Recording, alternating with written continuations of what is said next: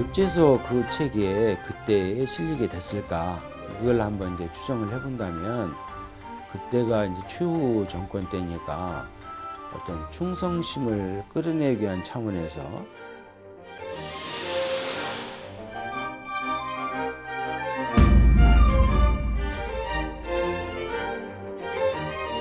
보증 작업을 통해서 이제 오수 의견 내용이 이제 교과서에 실리는 이제 계기를 만들었던 이런 분이죠.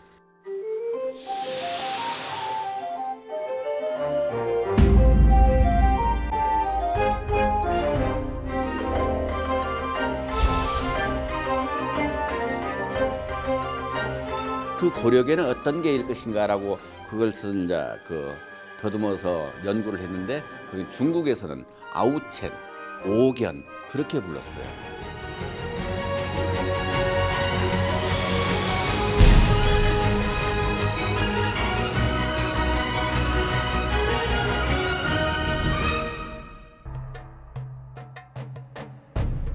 남원 경계에 자리한 전북 임실군 오수면.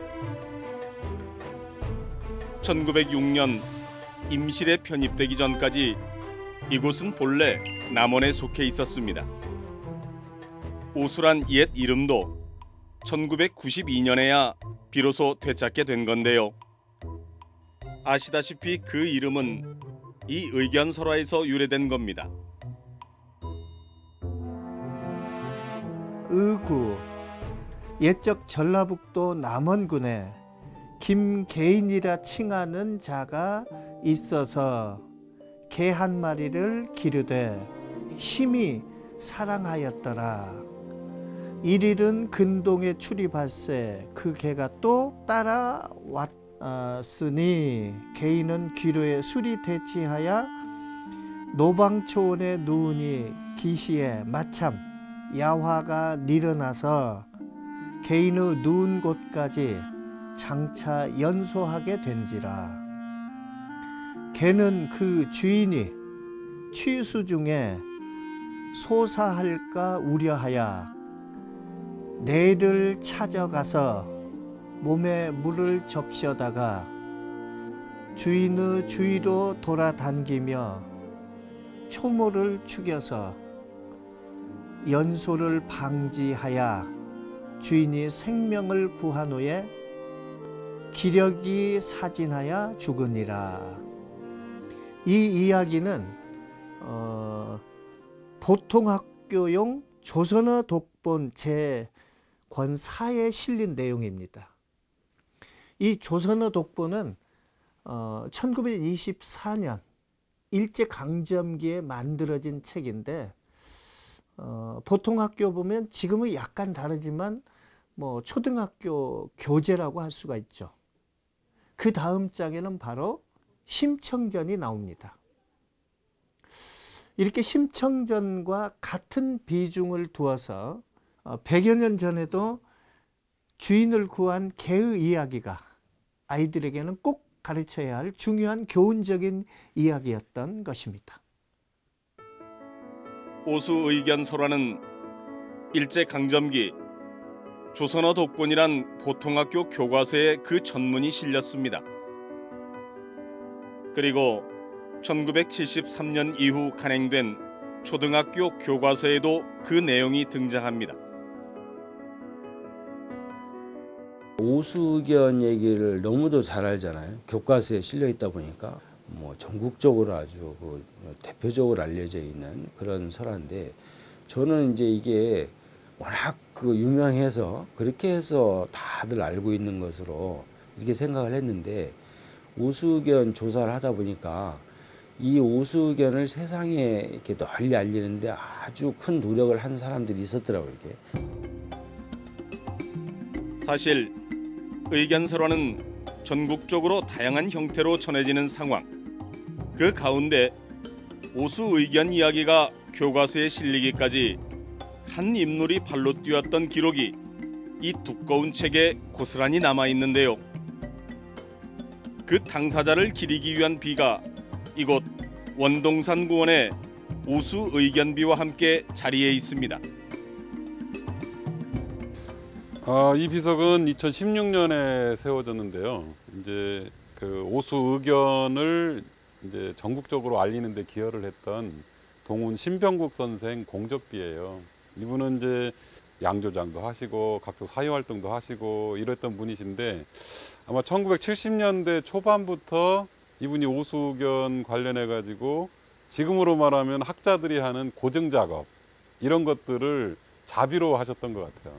그러니까 당시에 이제 유명해졌던 가람 이병기 선생을 찾아간다거나 이제 전북일보에서 활동하셨던 백남혁 선생을 찾아가서 이제 이것을 홍보한다거나 이제 그런 고증 작업을 통해서 이제 오수 의견 내용이 이제 교과서에 실리는 이제 계기를 만들었던 이런 분이죠. 신병국 선생과 같은 오수의 사람들이 있었기에 오수의 개 이야기가 지금껏 기나긴 생명력을 간직할 수 있었을 겁니다. 그런데요, 역사를 전공한 사람들은 주인을 구하고 죽은 충견의 이야기가 세간에 널리 퍼져나간 데에는 뚜렷한 목적이 있었을 거라고 말합니다. 그런 측면에서 오수 의견서로가 최초로 기록된 보환집이 나온 시기를 주목할 필요가 있습니다. 최자가 보환집을 집필할 당시가 고려 무신 정권의 최후가 최고 실력자였다는 점입니다. 어째서 그 책에 그때에 실리게 됐을까? 이걸 한번 이제 추정을 해본다면 그때가 이제 최후 정권 때니까 어떤 충성심을 끌어내기 위한 차원에서 보환집이라는 게 여러 가지 얘기들을 모아놓은 책들이잖아요. 그래서 특별히 오수 의견 얘기가 거기에 체록되지 않았을까. 이런 주장을 뒷받침할 수 있는 내용이 보환집에 잘 남아 있는데요. 견분곡, 말 그대로 개 무덤에 바치는 노래의 가사를 살펴보면 개의 죽음에 빗대 주인에 대한 충성심을 강조하고 있습니다. 그리고 진양공 최후가 문객들에게 글을 지어 그 이야기가 널리 전해지도록 했다는 기록도 있는데요. 최충원에 이어 권력을 대물림했던 최후가 주위 사람들은 물론이고 백성들에게 자신에 대한 충성심을 심어주려고 했던 의도가 잘 드러나는 대목입니다.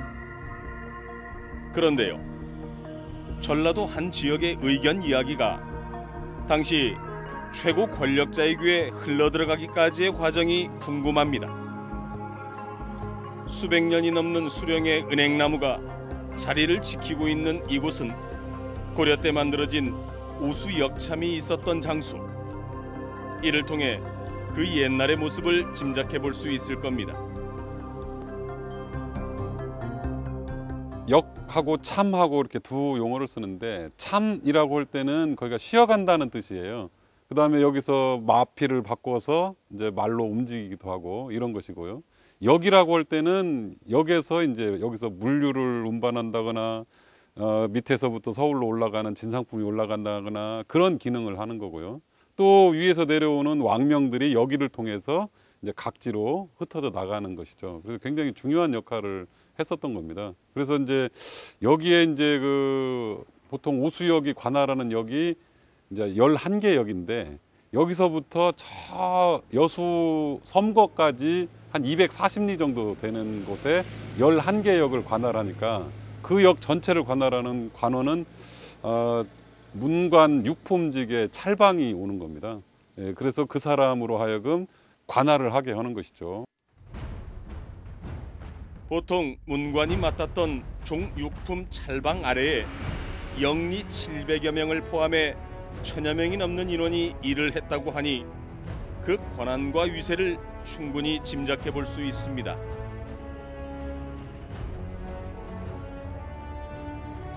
이런 내용은 호남 읍지에서도 살펴볼 수 있는데요. 당시 오수역의 모습과 함께 남아있는 오수역지 서문. 1845년 김우동이라는 사람이 적어놓은 건데요. 정치 교화와 호령이 사방에 널리 퍼져나가는데 명령을 차례차례 전달하는 것이 바로 찰방벼슬이다. 찰방의 맡은 바 역할이 그처럼 또한 매우 중요한 것이다 라는 기록이 있습니다. 예부터 교통의 요지로 사람과 물자가 모여들었던 오수.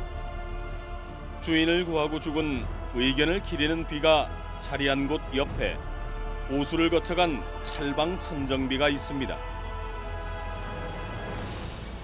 찬찬히 살펴봐야 보이는 이 비를 통해 상상의 나래를 펼쳐볼 수도 있을 것 같은데요. 그러면 혹시 이 오수 의견 이야기하고 이 오수 역참 하고 무슨 관계가 있을지 모르겠어요. 어떤 통신이 발달한 어떤 중심지에서 정보가 이렇게 다 퍼져나가듯이 오수의 의견 이야기가 오수가 역참이기 때문에 조선의 여러 팔도에 전해지는데 굉장히 또 좀 중요한 역할을 하지 않았을까 이런 생각도 해보거든요. 뭐 그렇게까지는 생각을 안 해봤습니다만 여기에 오신 분들은 대부분 문사들이 오거든요. 예. 찰방으로 오시는 분들이나 역에 관할하는 사람들은 대부분 이게 문사들이 오니까, 문과 출신. 예, 그렇죠. 예. 그분들이 오시니까 예. 이분들은 그 지역으로 오면 반드시 그 지역에 대한 보고를 올리게 됐죠. 예, 예. 조정에. 예, 그러면서 사실은 이제 지역의 내용들을 체록하고 그것이 써지는데 아마 오수 의견의 이야기도 그렇게 해서 써졌을 거라고 생각을 하고 있어요. 그렇게 해서 모인 이야기가 오늘날 도지사격인 안찰사였던 최자에게 보고가 되고 이것이 최고 실력자의 귀에 들어가게 됐을 가능성이 있다는 건데요. 이처럼 고위 공직자들이 세상에 널리 알릴 만한 가치가 있다고 여겼던 오수 의견설화. 당시 지배층의 그런 생각은 이 선정비의 주인공인 최주하라는 찰방을 통해서도 확인할 수 있습니다. 앞서 살펴본 호남 읍지에는 최주하가 오수의 계에 대해 구구절절 감탄하며 크게 칭찬했고 후세 사람들에게 그처럼 살기를 권하고 격려했다고 쓰여 있습니다. 이분은 이제 화순 출신의 문과급제자인데 당시 오수 찰방으로 왔을 때 그 이야기를 조금 써놓습니다. 근데 그분이 한 얘기가 저는 정답이라고 생각해요. 김계인이라는 사람이 개에게 보여준 사랑, 이것이 개로 하여금 주인을 끝까지 충성스럽게 이제 모실 수 있었던 이런 것 아닙니까? 그러니까 이 최주하라는 사람은 어떻게 생각했냐? 김계인이 축생에게 보여준 사랑에 개가 감동을 했는데 내가 관리로서 백성들한테 보여주는 사랑이 이보다 크면 컸지 작은 게 아니다. 이 사람들한테 내가 교화의 힘을 보여주면 이 사람들은 개보다 낫지 않겠느냐. 이런 생각을 한 것 같아요. 사람이 김계인처럼 정성으로 개를 잘 기른다면 개도 주인을 위해 목숨을 바칠 수 있다. 하물며 사람이 김계인 같은 정성으로 다른 사람을 잘 감화시킨다면 어찌 되겠는가. 예나 지금이나 관심의 대상인 오수의 개 이야기. 그렇다면 이곳 천변에서 주인을 구하고 숨을 거둔 오수의 개는 어떤 모습이었을까요? 자신의 몸에 물을 묻혀 불을 끌 정도면 긴 털을 가졌고 덩치도 꽤나 컸을 것으로 추정해 볼 수 있을 겁니다.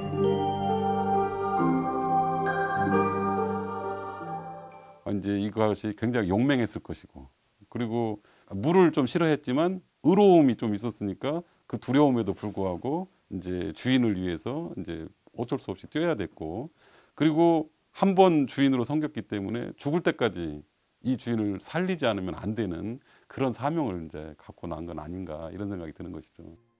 오수개가 살았던 수백 년 전, 우리 땅에 살았던 개들은 지금과 같은 모습이었을까요?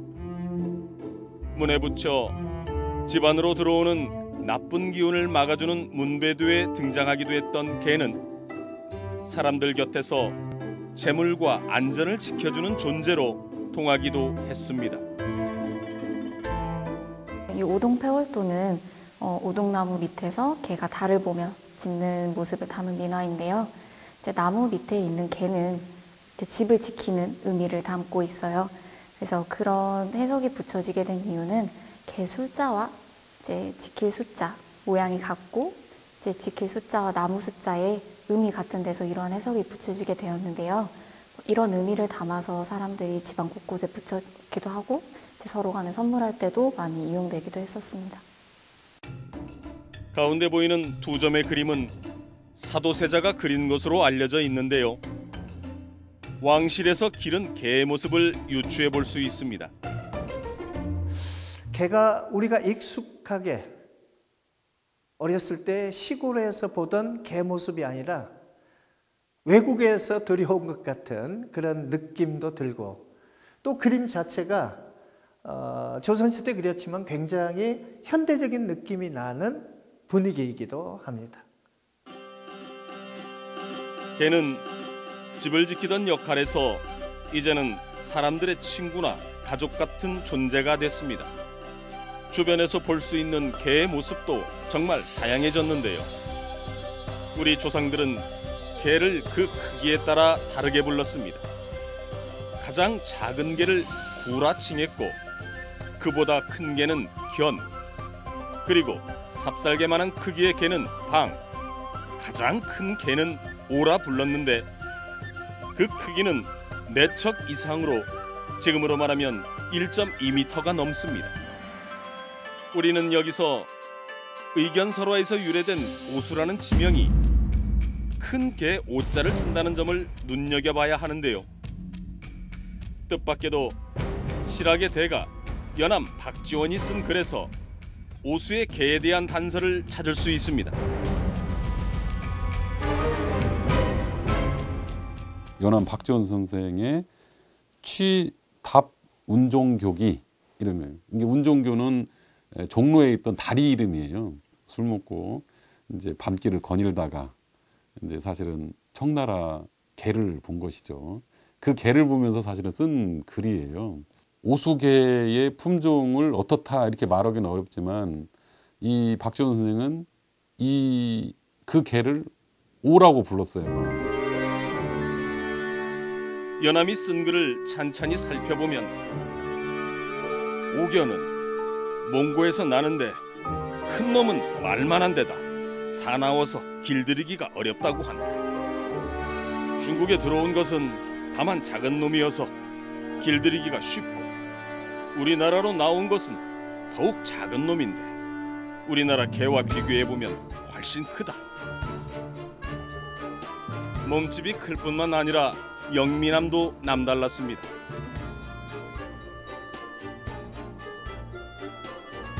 사자개는 영험한 개 이렇게 또 알려져 있거든요. 그 박지원 선생은 뭐라고 표현했냐? 아무리 배가 고파도 불결한 음식을 먹지 않는다. 이거 지조 있는 개입니다. 그리고 능히 사람의 뜻을 알아서 말하자면 편지를 보낸다 그러면 그 사람이 없어도 그 집에 가서 그 물건을 가져올 수 있는, 가져와서 내가 갔다 왔다라고 하는 것을 증언할 수 있는 이런 개다라고 표현을 하는 거예요. 위급한 상황에서 주인을 구한 오수개는 당연히 충성스럽고 똑똑했을 겁니다. 당시 토종개들에 비해 훨씬 컸다고 기록된 오견. 그렇다면 어떻게 이 땅에 정착하게 된 걸까요?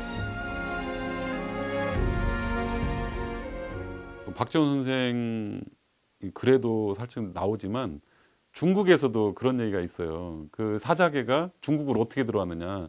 사신을 따라서 들어왔다라고 하는 내용이 있어요. 이제 사신을 따라서 선물로 오든지 아니면 뭐 호위로 오든지 그 중국으로부터 여기 조선까지 오는 길은 굉장히 멀고 험합니다. 연암 박지원 선생이 거기까지 갔다 왔을 때가 15,000리인가를 왔다 가거든요. 그러니까 그 거리를 움직이는 동안에 사실은 뭐 호위적으로 데리고 올 수도 있고. 사자처럼 생긴 이 티베탄 마스티프에서 오수개가 유래됐을 것으로 추정하고 있는데요. 당시에는 이런 서양식 이름이 아닌 우리 고유의 이름을 가졌을 가능성이 높습니다. 티베탄 마스티프라는 이름 자체가 동양적인 이름 자체가 아니죠. 마스티프란 이름을 생각할 때 그 어원부터 생각해야 됩니다. 마스티프는 라틴어로 현관이라는 뜻이거든요. 현관을 지키던 개. 그런데 이 명칭 자체가 어디서 왔냐? 그러면 저희보다 훨씬 그 이전부터 애견에 대한 문화가 발달이 되어 있던 서양에서 온 겁니다. 그러니까 애초에 마스티프란 이름이 1000년 전에 쓰였던 게 아니고 그때 당시에 정립이 되지 않았던 우리만의 고유 이름, 뭐 아우첸, 고마이누, 뭐 고려개 등의 동양식 이름이 있었지만 그 이후에 개를 용도에 따라 정립을 하면서 서양식으로 표현된 이름이 티베탄 마스티프인 겁니다. 절을 지키는 석구상과 일본 신사 앞에 세워진 고마이누, 즉 고려개를 통해 1000년 전 오견이 우리나라에 들어와 일본어로까지 전파된 경로를 유추해 볼 수도 있습니다.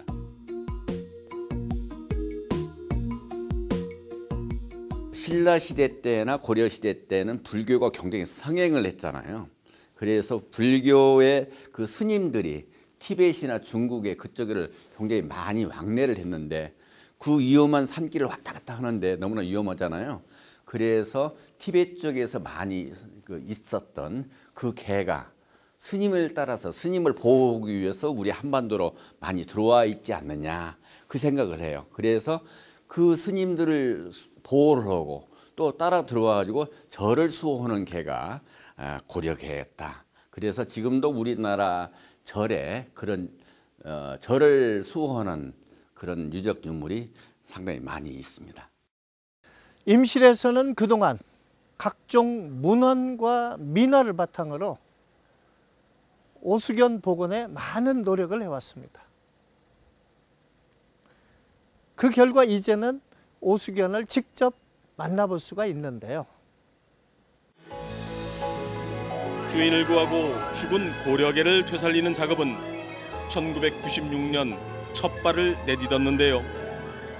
그 노력의 결실로 지금은 넓은 들판을 힘차게 내달리는 늠름한 모습의 오수개가 우리 곁에 다가왔습니다.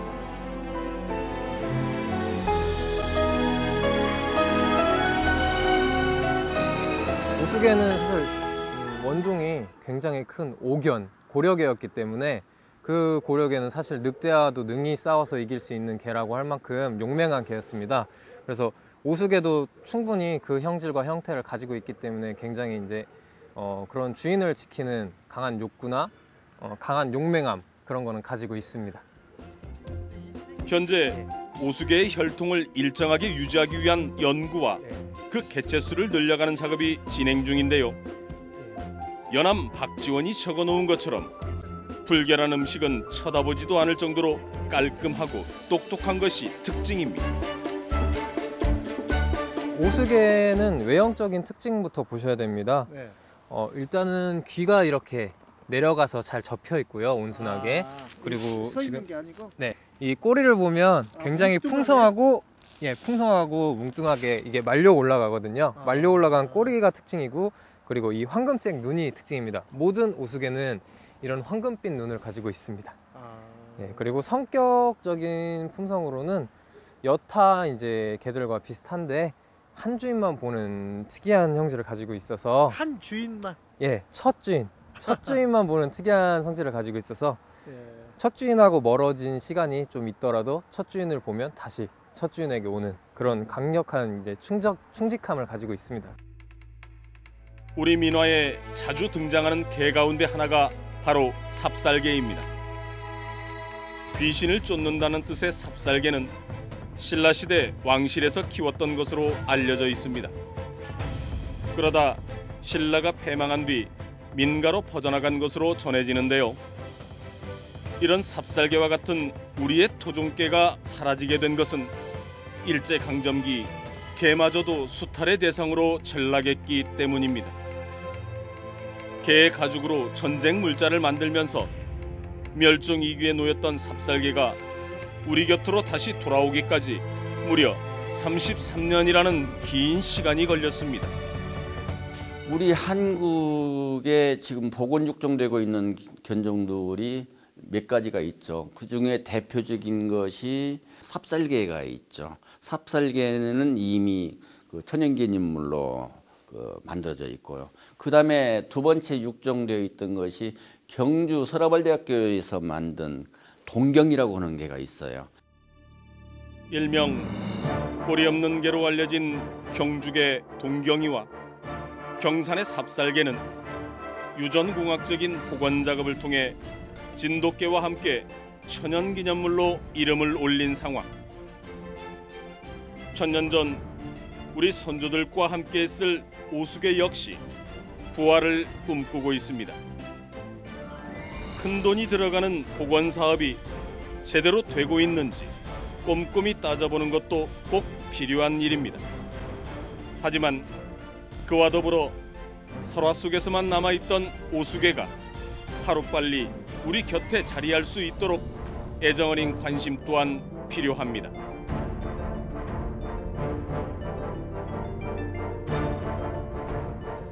진도의 진돗개, 경산의 삽살개, 북한의 풍산개처럼 우리나라를 대표하는 견종으로 오수개도 그 이름을 당당히 올릴 날을 기대해 봅니다.